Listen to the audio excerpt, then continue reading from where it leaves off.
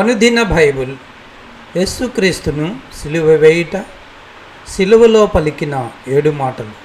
మత్తయి సువార్త 27వ అధ్యాయము 11 నుంచి. యేసు అధిపతి ఎదుట నిలిచెను. అప్పుడు అధిపతి, యూదుల రాజువు నీవేనా అని ఆయనను అడుగగా, యేసు అతన్ని చూచి, నీవన్నట్టే అనను. ప్రధాన యాజకులను పెద్దలను ఆయన మీద నేరం మోపినప్పుడు ఆయన ప్రత్యుత్తరం ఏమీ ఇయ్యలేదు. కాబట్టి పిలాతు, నీ మీద వీరెన్ని నేరములు మోపుచున్నారో నీవు వినలేదా అని ఆయనను అడిగాను. అయితే ఆయన ఒక మాటకైనను ఆయనకు ఉత్తరం ఇయ్యలేదు కనుక అధిపతి మిక్కిలి ఆశ్చర్యపడింది. జనులు కోరుకున్న ఒక ఖైదీని పండగలో విడుదల చేయుట అధిపతికి వాడుక. ఆ కాలమందు బరబ్బాను ప్రసిద్ధుడైన ఒక ఖైదీ చెరసాలలో ఉండెను. కాబట్టి జనులు కూడి వచ్చినప్పుడు పిలాతు, నేనెవరిని విడుదల చేయవలనని మీరు కోరుచున్నారు? బరబ్బనా లేక క్రీస్తనబడిన యేసునా అని వారిని అడిగాను. ఏలయనగా వారు అసూయ చేత ఆయనను అప్పగించరని అతడు ఎరిగి ఉండెను. అతడు న్యాయపీఠం మీద కూర్చుండి ఉన్నప్పుడు అతని భార్య, నీవు ఆ నీతిమంతుని జోలికి పోవద్దు. ఈ ప్రొద్దు ఆయనను గూర్చి నేను కలలో మిక్కిలి బాధపడుతునని అతని యొద్దకు వర్తమానం పంపెను.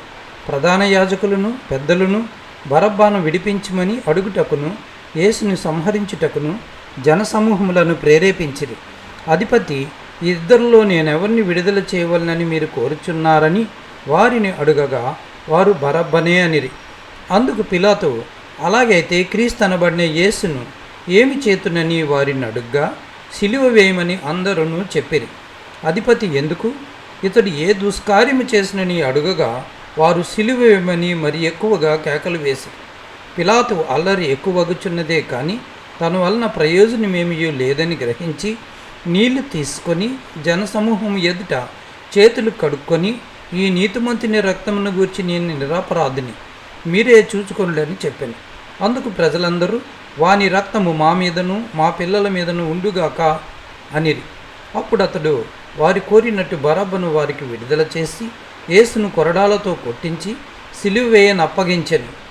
అప్పుడు అధిపతి యొక్క సైనికులు యేసును అధికార మందిరంలోనికి తీసుకుని పోయి ఆయన యొద్ద సైనికులందరినీ సమకూర్చిరి. వారు ఆయన వస్త్రములు తీసివేసి ఆయనకు ఎర్రని అంగీ తొడిగించి ముండ్ల కిరీటమును అల్లి ఆయన తలకు పెట్టి ఒక రెల్లు ఆయన కుడి చేతిలో నుంచి ఆయన ఎదుట మోకాలుని, యూదుల రాజా నీకు శుభమని ఆయనను అపహాసించి ఆయన మీద ఉమ్మివేసి ఆ రెల్లును తీసుకొని దానితో ఆయనను తల మీద కొట్టిరి. ఆయనను అపహసించిన తర్వాత ఆయన మీదనున్న అంగిని తీసివేసి ఆయన వస్త్రములు ఆయనకు తొడిగించి సిలువ వేయుటకు ఆయన్ని తీసుకుని పోయిరి. వారు వెళ్ళుచుండగా కురేనీయుడైన సీమోనను ఒకడు కనబడగా ఆయన సిలువ మోయుటకు అతన్ని బలవంతం చేసిరి. వారు కపాల స్థలమను అర్థమిచ్చు గోల్గతా అనబడిన చోటుకు వచ్చి చేదు కలిపిన ద్రాక్షారసమును ఆయనకు త్రాగనిచ్చిరి. కానీ ఆయన దానిని రుచి చూచి త్రాగనెల్లకపోయాను. వారు ఆయనను సిలువేసిన పిమ్మట చీట్లు వేసి ఆయన వస్త్రములు పంచుకొనిరి. యేసుక్రీస్తు ప్రభువు సిలువలో పలికిన 7 మాటలు. మొదటి మాట, తండ్రి, వీరు ఏమి చేయుచున్నారో వీరెరుగరు కనుక వీరిని క్షమించుమని చెప్పెను. లూకా 23:34. మొదటిది క్షమాపణ. నేడు నీవు నాతో కూడా పరదైసులో ఉందివని నిశ్చయముగా నీతో చెప్పుచున్నానెను. రెండవ మాట, రక్షణ. అమ్మ, ఇదిగో నీ కుమారుడని తన తల్లితో చెప్పెను. తర్వాత శిష్యుని చూచి, ఇదిగో నీ తల్లి అని చెప్పాను. యోహాను 19:26-27. తల్లిని ప్రేమించుట, ప్రేమామృతము. మూడవ మాట, ఏలీ ఏలీ లామా సబక్తా. ఆ మాటకు నా దేవా నా దేవా నన్నెందుకు చేయి విడిచితివి అని అర్థము, ఆవేదన. మత్తయి సువార్త 27:46. నాలుగవ మాట, నేను దప్పిగొనుచున్నానెను. యోహాను 19:28. శ్రమ. ఐదవ మాట, సమాప్తమైనదని చెప్పి తల వంచి ఆత్మను అప్పగించెను. సంపూర్ణత.